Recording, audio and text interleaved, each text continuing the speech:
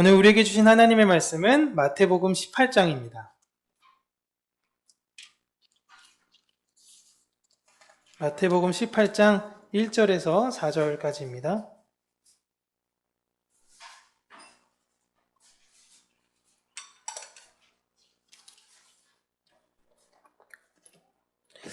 우리 함께 읽겠습니다. 그때 제자들이 예수께 나와 이르되 천국에서는 누가 크니이까?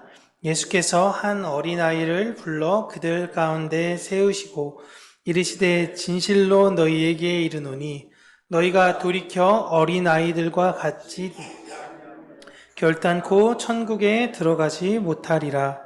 그러므로 누구든지 이 어린아이와 같이 자기를 낮추는 사람이 천국에서 큰 자니라. 아멘. 오늘은 어린아이와 같아야 합니다 라는 제목으로 하나님의 말씀을 우리 성도님들과 함께 나누도록 하겠습니다. 매번 토요일마다 가만히 주일 예배를 생각하고 묵상하면서 생각하는 것은 정말 이렇게 사사 시대와 비슷할 정도로 교회에 다니면서도 그 마음 안에 하나님을 왕으로 섬기고 싶지 않아 하는 이 세대 가운데 예배를 드리러 이 시간에 오신 우리 성도님들이 얼마나 귀하고 얼마나 감사한지 모르겠습니다. 날마다 그 생각하면서 힘내서 설교를 준비를 합니다. 저 개인적으로는. 저의 연약함을 위해서도 많이 기도해 주시고요. 하나님께서 우리 평강교회 안에 놀랍고 크신 부흥의 역사를 이루어주시기를 소망합니다. 여러분, 신약 성경에는 모두 4권의 복음서가 있습니다. 마태, 마가, 누가, 요한이죠. 그 중에 첫 권인 마태복음은요, 다른 복음서에 비해서 예수님의 가르침을 주제별로 잘 정리를 했어요. 마태복음의 예수님의 가르침이 5곳에 집중적으로 드러나는데요. 첫 번째는 5장에서 7장인 산상수훈, 10장은 제자도, 제자의 길, 13장은 천국의 비유들, 그리고 넷째로는 18장에는 천국 시민의 자세, 천국 시민의 모습이 나와 있고요. 마지막으로 5번째는 24장에서 25장까지 예수님의 재림에 관련된 가르침이 나뉘어져 있는데요. 오늘은 그 4번째로 마태복음 18장 예수님의 가르침, 천국 시민의 모습은 어떤 것인가? 천국 시민의 자세는 어떤 것인가에 대해서 우리가 함께 나눠보도록 하겠습니다. 그 서두에 천국 시민의 자세는 어떠해야 되는가? 천국은 누가 들어가야 되는가? 라고 이야기할 때 한마디로 예수님께서 끝내셨어요. 천국은 들어가려면 어린아이와 같아야 한다라는 것입니다. 어린아이들의 특징을 여러 가지로 묘사할 수 있습니다. 순수하기도 하고요. 어떻게 보면 순수가 좀 약간 왜곡이 될 수도 있긴 하겠지만 아이들도 욕심이 다 있죠. 아이들에게 사탕을 쥐어주면 1개 쥐어주고 2개 쥐어주고 이 2개를 나눠주는 아이가 있는가 하면 나눠주지 않는 아이들도 있기는 합니다. 하지만 비교적 아이들은 어른에 비해서 훨씬 더 순수해요. 그리고 누군가 대할 때 굉장히 편견 없이 대합니다. 어른들은 감히 하지도 못할 질문들, 어린이집에 갔을 때 팔이 하나 없는 아이들을 보고 아이들은 너 팔 왜 없어? 라는 그 질문을 던질 때 어떠한 악의를 담아서 던지는 질문이 아니죠. 그냥 순수하게 물어보는 것입니다. 그렇게 아이들은 편견 없이 주변 사람들을 대해요. 그리고 되도록이면은 이해해 주려고 하고요. 싸우더라도 쉽게 화해하고 용서합니다. 18장이 사실상 다 이러한 내용들이에요. 오늘은 어린이 주일을 맞이해서 다시금 한번 어린아이와 같은 그 마음, 예수님의 가르침을 다시 한번 우리 마음에 새기는 시간이 되었으면 좋겠습니다. 오늘 본문 보시면 제자들이 예수님한테 천국에서 누가 가장 큰 사람인가요? 라고 질문을 하는데요. 이 질문에는 의도가 있었습니다. 예수님께서 제자들과 함께 가이사랴 빌립보에 가셔서 거기다가 가버나움으로 내려오셨어요. 가이사랴 빌립보에서는 베드로가 되게 유명한 고백을 했죠. 그리스도시요 살아계신 하나님의 아들이다 라는 굉장히 놀라운 고백을 했습니다. 그 고백을 하고 난 이후에 가버나움으로 내려가는 중에 제자들이 토론이 열렸는데요. 누가 우리 중에 가장 높은 위치에 있느냐, 우리의 서열이 어떻게 되느냐 였습니다. 예수님께서 그들에게 너희들 아까 보니까 길에서 어떤 토론을 했는데 그 토론의 주제가 뭐였어? 라고 예수님께서 물어봅니다. 그때 그들은 예수님한테 대답을 하지 않아요. 그리고 나중에 있다가 누가 조금 더 높냐 낮냐라는 서열적 문제를 얘기했습니다 라는 이야기를 해요. 그 이후에 그들에게 있어서는 여전히 이 문제가 해결이 되지는 않았습니다. 서열 정리가 안 되는 거예요. 그래서 예수님께 비슷한 질문을 하여 우리 중에 누가 제일 높은 사람인지를 한번 서열을 세워보자 라는 의도로 오늘 예수님께 질문한 것이 예수님, 천국에서는 누가 가장 큰 사람입니까? 라는 질문을 던진 거예요. 그러니까 아무런 의도 없이 던진 것이 아니라 결국엔 그 답으로 자신들의 어떤 목적을 채워가려고 했던 것이죠. 그들은 예수님이 자기들의 논쟁의 문제를 해결해 주기를 바랬습니다. 예수님의 제자들이 생각했던 천국이라는 의미는요, 이 땅에 세워질 하나님의 나라였어요. 다윗 왕이 세웠던 그 하나님의 나라가 예수님으로 인해 다시 세워질 것에 대한 기대감, 그런 것이 그들 안에 있었죠. 그래서 그 나라가 세워진다면 다윗 왕의 역할을 할 분이 바로 예수님이고 그 옆에 있었던 수많은 장군들, 여러 있던 수많은 신하들 중에 누가 가장 높은 위치에서 그 역할을 할 수 있는가라는 그 자격을 지금 제자들이 예수님께 물어본 것입니다. 그리고 이 질문에 대한 대답을 지금 예수님께서 하신 내용이 어린 아이와 같아야 한다라는 거예요. 이 대답이 제자들에게 충분하지 않았던 겁니다. 그게 뭐야? 어린아이 같다라는 게 도대체 무슨 의미지? 이게 무슨 이게 우리가 의도한 대답이 아니니까 그들이 당황했어요. 그래서 이들은 계속 그 질문에 대해서 머릿속에 가지고 있었습니다. 그래서 후에 보시면 누가복음 22장 22절에서 24절에 이렇게 나와 있는데 우리 같이 읽어볼게요. 인자는 이미 작정된 대로 가거니와 그를 파는 그 사람에게는 화가 있으리로다 하시니 그들이 서로 묻되 우리 중에서 이 일을 행할 자가 누구일까 하더라. 또 그들 사이에 그중 누가 크냐 하는 다툼이 난지라. 아멘. 여전히 이 문제로 지금 싸우고 있습니다. 제자들은 지금 이 상황이 어떤 상황이냐면요, 6월절 만찬 때거든요. 6월절 만찬하기 전에 예수님이 제자들과 함께 예루살렘에 입성하게 되었습니다. 예루살렘에 입성했을 때까지 보면 지금 이 사람들의 관심은 누가 진짜 이 왕국이 곧 도래할 것 같은데 누가 예수님 가장 오른편에 쓸 것인가라는 것이 그들에 대한 주된 관심사였어요. 특별히 예루살렘 입성했을 때에 환영한 인파를 보니까요, 그 자리에 대한 욕심이 더 생겼던 겁니다. 진짜 얼마 안 남았구나 생각이 든 거죠. 그래서 그들 중 아무도 그 집에서 식사하기 전에 발을 씻겨줘야 되는 그런 일이 있었음에도 불구하고 예수님의 발조차 씻기는 것에 눈치만 보고 있었던 상황이었습니다. 그 제자들끼리 지금 현재 기싸움하고 있는 거예요. 내가 지금 일어서서 예수님의 발을 씻기게 되면은 지금 그 모여있는 사람들 중에서 내가 가장 낮은 위치에 있는 사람이라는 것을 인정하는 꼴이 되는 것입니다. 가끔 교회 안에서도 저기 쓰레기가 있는데 그 쓰레기를 내가 지금 내 위치에서 저 쓰레기를 지금 치워야 되냐? 나 하는 일도 있는데? 이래서 그 쓰레기 버젓이 있는 거 알면서도 안 치우는 사람들 많아요. 그래서 사람들 많이 있는데 쓰레기는 계속 거기에 있는 겁니다. 그런 일들이 많이 있어요. 지금 제자들이 그런 모습을 보였던 것입니다. 당시에 발을 씻기는 사람은 그 집에서 가장 낮은 사람이 했던 것이고 지금 이 제자들 중에 가장 낮은 자가 발을 씻겨야 하니 서로 하면서 이러고 있는 상황에 예수님께서 수건을 허리에 동이시고 일어서서 모든 제자들의 발을 다 씻겨주셨습니다. 그리고 예수님께서 그들에게 요구하는 것이 무엇이었냐면 너희도 가서 이와 같이 해야 한다라는 거예요. 오늘날 세족식의 의미가 다소 너무 퍼포먼스적인 의미가 강하긴 한데요. 세족식이 주는 가장 큰 의미는 내가 이 공동체에서 가장 낮은 곳에 위치하고 있는 사람입니다 라는 것을 공식적으로 드러내는 행위예요.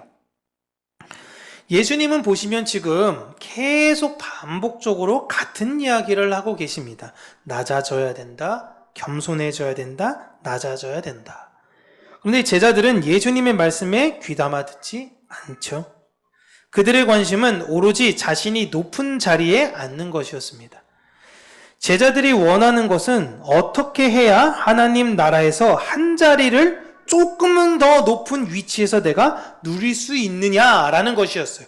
그 의문의 질문, 그 의도를 가진 질문이 오늘의 질문이었습니다. 그들의 질문에 예수님께서는 누가 높은 자리 얘기하기에 앞서서 누가 천국에 들어갈 수 있는지부터 말씀해 주세요. 본문에 돌아가서 예수님은 한 어린아이를 부르셨습니다. 이게 누가복음이랑 마태복음이랑 좀 차이가 있는데, 마태복음에는 어린아이를 세웠다라고 나오고요. 누가복음은 어떻게 보면 어린아이를 팔에 안았다라고 이야기하는데, 어쨌든 굉장히 어린 아이예요. 어린 아이를 부르시고 자신의 한 말이 너무 중요하다라는 것을 예수님이 강조하시기 위해서 진실되다라는 말씀을 언급하시면서 대답해 주십니다. 이게 진짜야 라는 거예요. 어린 아이와 같지 않으면 천국에서의 크고 작은 문제가 아니라 아예 들어가지를 못한다라는 겁니다. 제자들은 지금 자신들은 당연히 천국에 들어가고 서로의 능력을 뽐내며 누가 더 높은 사람이 될 것인가를 다투고 있는데, 서로 그런 능력을 다투어 다른 사람들이 시기하는 그런 어른들은 천국에 들어갈 수 없다라고 하시는 거예요. 너희들 갖고 있는 그 욕심 버리지 않으면 천국에 못 가라는 거예요. 특별히 예수님께서 말씀하신 어린아이는 굉장히 작은 아이예요. 이 아이가 천국에 들어간다라는 겁니다. 그렇다면 이 어린아이가 무엇을 내세워서 천국에 들어가는 건가요? 이 어린아이가 할 수 있는 게 무엇일까요? 이 아이는 전적으로 그 부모를 의지하고 부모를 바라보고 부모를 쫓을 수밖에 없습니다. 이게 아이가 할 수 있는 유일한 일이에요. 그런데 천국은 이런 자들이 들어가는 것이다 라는 겁니다. 천국에 들어가는 사람들은요, 자신이 할 수 있는 것은 내 부모, 내 아버지이신 하나님을 의지하는 것 말고는 할 수 있는 것이 없습니다라는 것을 고백하는 사람들이에요. 그렇다면 어떻게 해야지, 우리 다 천국 가고 싶잖아요? 어떻게 해야지 어린아이가 될 수 있을까라고 할 때, 여러분, 인간의 힘으로 절대 될 수 없습니다. 인간의 힘으로 내가 갖고 있는 욕심을 포기한다? 불가능해요.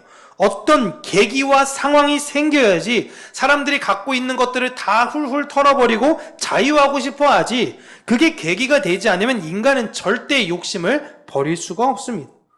의지의 문제로 되는 것이 아니에요. 매일 아침에 일어나자마자 다짐해 보세요. 나는 오늘도 어린아이와 같이 살 것이야. 그렇게 된다고 해서 여러분 될 수 있는 문제가 아닙니다.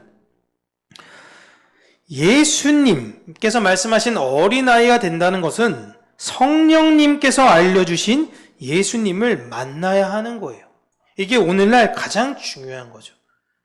글자적으로 여러분 예수님을 아는 것과 그냥 그런 건 사실 의미가 없어요. 여러분 지금 제자들도 예수님을 안다니까요. 예수님과 지금 3년간 함께 어울리면서 예수님과 먹고 예수님과 자고 예수님의 모든 역사를 바라보면서 예수님이 누군지 가장 잘 설명할 수 있었던 사람들이 바로 제자였습니다. 근데 그들은 예수님을 몰랐어요. 여러분, 사도 바울은 예수님을 만나고 완전히 바뀐 사람이 되었습니다. 사도 바울이 예수님을 몰랐나요? 아니에요. 예수님을 알았던 사람입니다. 사도 바울의 원래 이름이 뭐냐면 사울이었습니다. 사울은 예수님을 만나기 전에 예수를 믿는 자들이 바르지 못한 교리에 빠져서 저 사람들 이단의 내용 지금 전파하고 있구나. 예수님이 이야기했던 거 쭉 보니까 이게 옳지 않아. 그래서 내가 이들을 바른 길로 인도하고 많은 사람들이 잘못된 길로 가지 않기 위해 내가 그 사람들을 잡아들여야겠다라고 생각했습니다.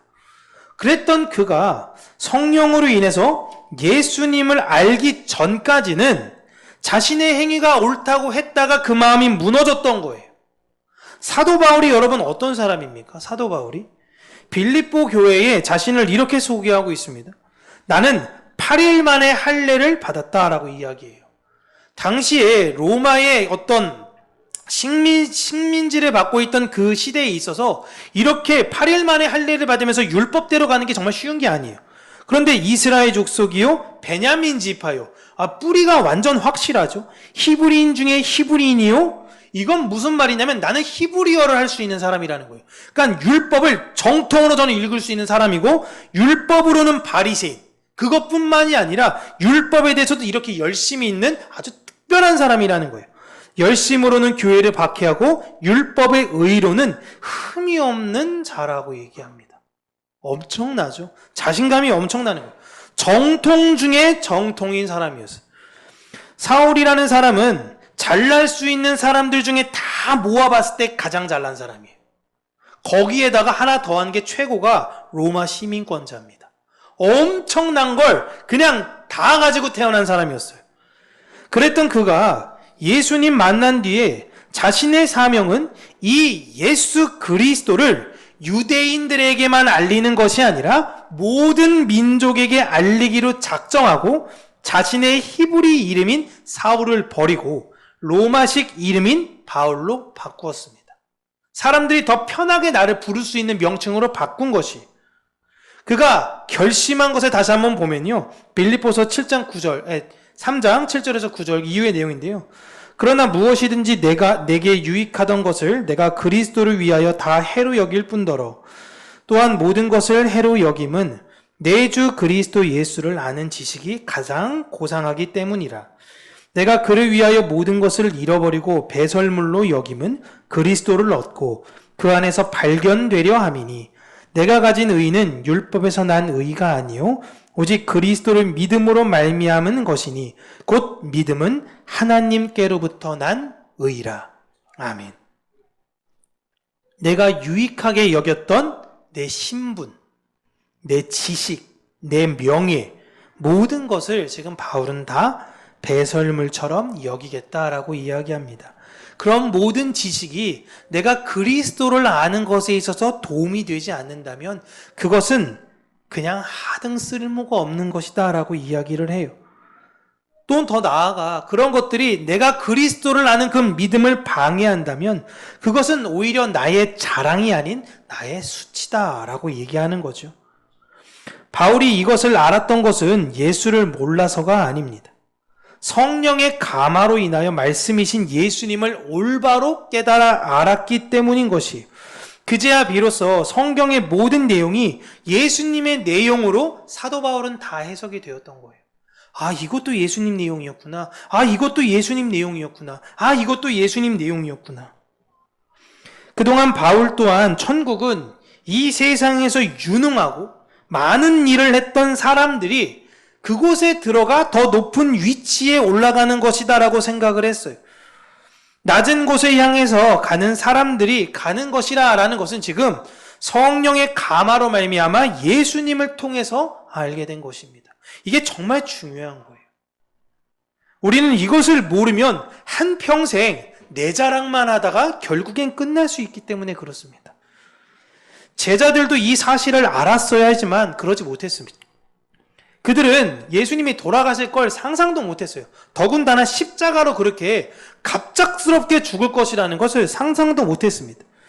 이들은 자신과 예수님이 계속 함께 계실 것이라 믿었고 로마를 물리칠 거라고 믿었어요. 예수님과 함께 하면서 놀라운 기적도 보고요. 놀라운 이적도 그들이 스스로 행하기도 하면서 이 예수님은 무한한 능력의 하나님이라는 것을 믿었습니다. 그래서 예수님 곁에만 붙어 있으면 내가 한 자리를 차지할 거라는 거, 내가 만사 형통될 거고 내 모든 것들이 잘 풀릴 거라는 걸 믿었어요. 그들에게 예수님은 자랑 그 자체였습니다. 자신들도 함께 다니며 그 영광을 누리는 것에 너무 기뻐했었던 거예요. 그래서 그들은 더 큰 영광을 얻기 위해 누가 큰 자인가를 끊임없이 계속 논쟁을 했던 것입니다.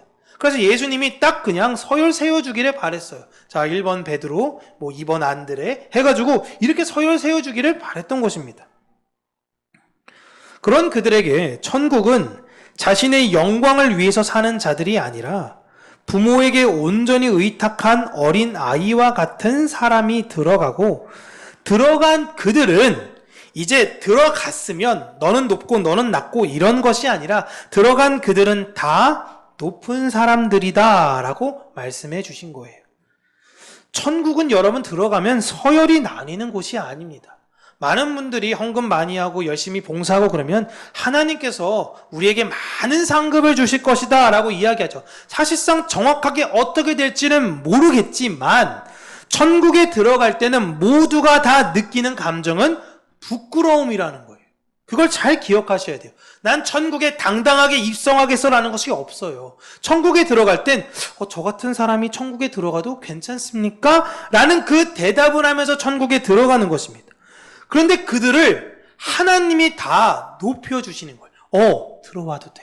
너는 들어와도 돼. 낮추지 마. 너 높은 사람이야. 라고 우리를 높여주시는 거예요. 그런 그들이 천국에 들어가자마자 갑자기 돌변해가지고 야, 어떻게 너 같은 사람이 천국 들어왔냐? 라고 할 수가 없는 거예요. 제자들은 천국을 마치 이 세상의 왕국처럼 오해를 해서 여러 계급이 나뉘어 있을 것이다 라고 생각을 했습니다. 오늘날도 여전히 천국을 이렇게 생각하는 사람들이 많죠. 면류관에 누가 더 다이아 하나 많이 박히느냐 이 싸움하고 있습니다. 그러나 천국에는 그러한 계급이 없고 서로를 섬기는 자들만이 들어갈 수 있는 것이에요. 서로의 발을 씻겨줄 수 있는 그들이 들어가는 곳이 천국인 것입니다. 그들은 그 안에서 다 높은 사람의 대접을 받게 됩니다. 천국에 들어갈 수 있는 유일한 방법, 유일한 비결은 그 천국으로 인도하는 분을 전적으로 의지하며 의탁하는 것밖에 없어요. 제가 어렸을 때 그러한 찬양을 불렀습니다. 천국에 들어가는 길은 예수님뿐이지요. 이게 있어요. 이 후렴에 다른 길은 없어요. 아멘. 어렸을 때부터 이 찬양을 계속 불렀습니다. 팔에 안길 수 있는 그런 어린아이가 할 수 있는 것은요, 오직 부모이신 하나님을 의탁하는 것밖에 없습니다. 제자들은 자신들이 알아서 천국에 들어가고 그 안에서 다른 사람과의 경쟁에서 이기려고 했어요. 그런 경쟁에서 누군가를 밟고 올라서서 내가 하나라도 더 쟁취해야 하는 자들이 있는 곳, 서로가 경쟁하며 서로의 욕심으로 상대방을 이기려고 하는 그곳이 바로 지옥이에요. 그래서 이 세상이 지옥과 같은 모습인 거예요. 지옥에 가면요, 이 세상에서 악다구니에서 싸웠던 그 모습을 영원히 계속하는 것입니다. 영원한 갈등이 있고요, 영원한 불안과 영원한 염려 속에서 살 수밖에 없는 곳이 그곳입니다. 천국은 이 세상에 서열과 계급이 있는 곳이 아니라 모두가 똑같이 큰 자들이 있는 곳입니다. 이걸 굉장히 불편하게 여기는 사람들이 많아요. 왜? 능력에 따라 차등을 줘야지. 이게 자본주의적 세상의 흐름인데 천국에 가니 무슨 공산주의처럼 모두가 다 평등하다고? 난 그거 용인할 수 없어. 나는 자본주의적인 것을 따르며 살 거야 라고 하니 오늘날 강단에서 성경 내용은 가르치지 않고 자본주의적 해설만 늘어나고 있는 거예요. 절대 성경은 그렇게 이야기하고 있지 않습니다. 천국은 내가 먼저 다른 사람의 발을 씻겨주려는 자들이 들어가는 곳이에요. 예수님의 말씀에 순종하며 자신을 온전히 의탁하는 자들이 들어가는 곳입니다. 그들이 무능하고 무지해서가 아니에요. 다 압니다. 어떻게 이 세상에서 내 욕심과 내 욕망대로 살아야 되는지 알아요. 그런데 그게 불편해요. 그렇게 하고 싶지가 않아요. 내 지향점이 거기에 없거든요. 근데 세상 사람들이 나를 부추겨요. 그렇게 살면 안 돼. 그렇게 살면 너 바보처럼 당한다? 너 그렇게 살면 나중에 어떻게 되려고 그래? 세상 사람들은 끊임없이 우리에게 욕망을 가르치고요, 끊임없이 욕심을 가지라고 우리를 부추겨요. 그러한 세상 속에 말씀을 붙든 자들로서 우리는 어떻게 살아야 되는 것입니까? 우리가 아이들에게 가르쳐야 되는 건 어린 아이와 같이 살아야 한다라는 거예요. 그리고 그 삶을 살기 위해서 애써야 된다라는 겁니다. 오늘 어린이 주일에 우리 주일학교 유초등부 예배 드릴 때 소영이가 그런 답변을 했어요. 아는데 너무 어려워요. 12살인 아이가 한 답변이에요. 그 아이가 어려워요. 당연히 어렵죠. 40년 넘게 산 저도 어렵고 70년 넘게 사신 분들도 어렵고요. 죽을 때까지 이 문제는 쉽지 않아요. 어려워요. 하지만 하나님께서 우리에게 구해라, 찾아라, 그러면 반드시 너에게 줄 거야 하니까 우리는 우리 마음 안에 무엇을 찾아야 하는지만 명확히 바로 서면 되는 거예요. 이해되시죠? 이 세상의 것을 따를래? 아니면 하나님을 따를래? 우리가 가장 평안할 때는 예수님의 품에 거할 때입니다. 내가 슬프고 두렵고 염려될 때가 있죠. 왜 없겠습니까? 옆에 사람들 막 잘난 척하는 모습들, 잘나는 모습들 보면요. 이게 나만 너무 뒤처지는 거 아닌가? 내가 이렇게 살면 안 되는 거 아닌가라는 그런 두려움이 나를 엄습할 때가 있을 수 있어요. 하지만 그때 우리에게는 그들이 없는 안길 수 있는 아버지가 있고, 우리에게는 그들이 의뢰할 수 없는 의뢰할 수 있는 아버지가 우리에게 있다라는 거 여러분 기억하시기를 바랍니다. 그분의 팔에 안기셔서 참된 평안이 무엇인지를 누리는 이 시대의 저와 여러분, 이런 어린아이가 되기를 주님의 이름으로 축복합니다. 기도하겠습니다. 살아계신 하나님 아버지, 어린아이와 같이 된다라는 것, 우리가 머리로는 너무나 잘 알겠는데 우리가 이 세상을 살다 보면 그렇게 잘 되기 힘들 때도 많이 있고 내 욕심에 있어서 지칠 때도 많이 있습니다. 하나님, 우리의 연약함을 긍휼히 여겨주시고 우리 안에 다시금 그 어린아이와 같은 마음을 회복시켜 주셔서 우리가 다시금 예수 그리스도를 바라보며 예수 그리스도를 의지하며 예수 그리스도만을 의뢰하는 자들이 될 수 있도록 은혜 주시기를 간절히 간구하고 소원합니다. 많은 믿음의 동역자들이 하나님을 떠나고 저마다 자기의 뜻대로 사는 것이 유익이라고 스스로를 자랑하고 있는 이 세대와 시대 가운데에 하나님, 진정으로 우리가 붙들어야 되는 건 하나님의 언약과 그 말씀이며 그 말씀을 신뢰하고 오늘도 한 걸음 한 걸음 그 방주를 지어가는 우리 평강교회가 될 수 있도록 은혜 허락하여 주시옵소서. 예수님 이름으로 기도합니다. 아멘.